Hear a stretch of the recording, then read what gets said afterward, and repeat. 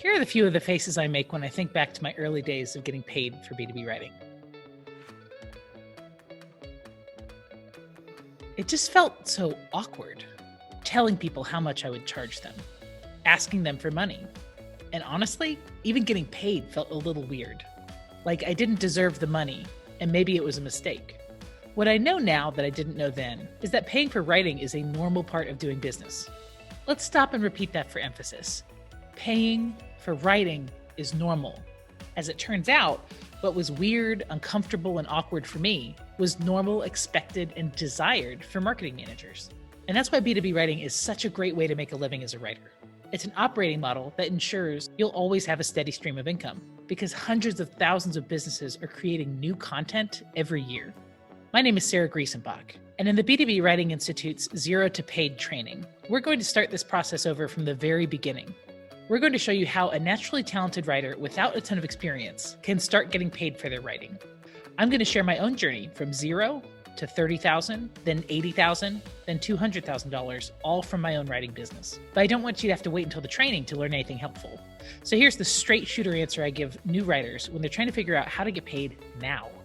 The thing to keep in mind is that when you first start freelance writing, there's a natural pricing progression that all writers have to work through. It's really awkward, and it requires you to ask some hard questions. But when you get started this way, you're really building a firm foundation for a profitable writing business, as long as you never climb back down the ladder. The progression is charge what you need, charge what clients need, and then charge what you're worth. Let's be honest. When you're first starting out, you just charge what you need. Your personal minimum might be $10 an hour or $15 an hour. You might calculate your full-time rate and ask for $25 an hour. Our data shows that self-employed people should never charge less than $50 an hour if you want to have a long-term viable business. But it's at your discretion if you want to go higher or lower than that.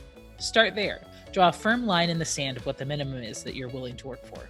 At the next level, you start charging what clients need, which notably could be higher than what your minimum is.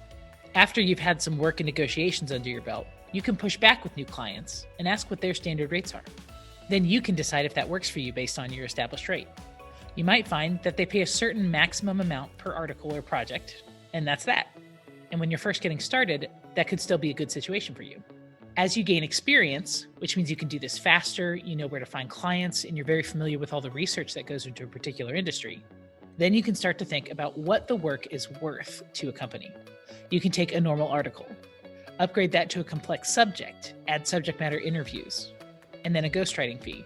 The more experience you have, the more you can understand that these are valuable parts of the writing process for your clients, and you can raise your rates to reflect that, while still holding on to your integrity in pricing, which is a critical part of building your business for the long term and minimizing imposter syndrome.